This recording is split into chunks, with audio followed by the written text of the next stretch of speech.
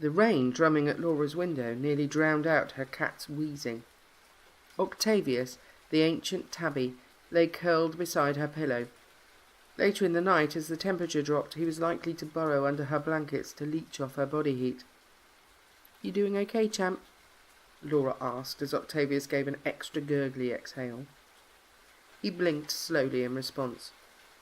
The vet had said he was doing remarkably well for his age, and Laura had interpreted that as a gentle warning that she might not have her childhood pet with her for much longer.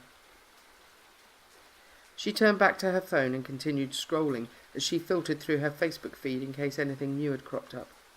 It was well past her usual bedtime, and she was procrastinating in the vain hope that the rain might stop so she could have an undisturbed sleep. When it rained at night, her dreams were always erratic and disturbing, and they often devolved into nightmares before morning arrived. Octavius gave an extra deep wheeze, and Laura looked at him. His eyes, fixed on something above her head, had widened into the perfect circles he usually reserved for when he begged for food or saw another cat on the backyard fence.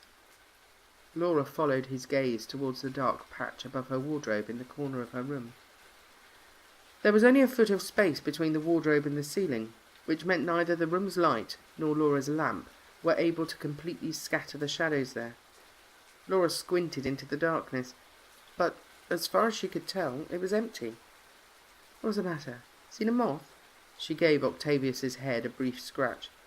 The cat showed his front fangs, and a low rumble echoed from his throat. Laura turned back to the corner, suddenly uncertain. Octavius really seemed to think something was there. Even though she couldn't see anything, Laura found herself focused on the area, matching her cat's gaze, as though a shape could appear in the thin block of shadows at any moment. "Enough," Laura said, shaking herself out of the stupor and putting her phone back on the bedside table. Octavius maintained his stare, and although she thought his tail might be a little puffed, he was no longer growling. "I don't know what's up with you tonight, Oct. You'd better get over it. Good night."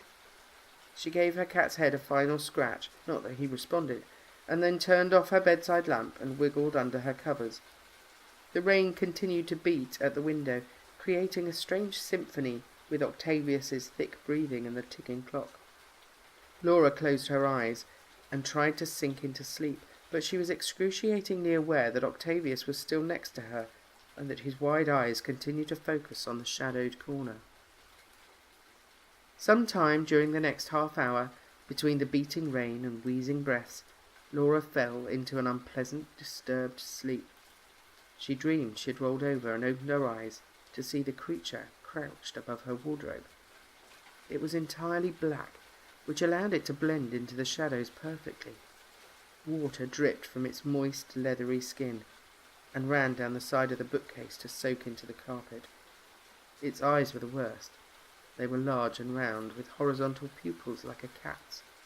They flicked from Octavius to Lauren's sleeping form, back and forth, as hunger drew its lips apart to expose the many rows of shiny white teeth packed inside its mouth.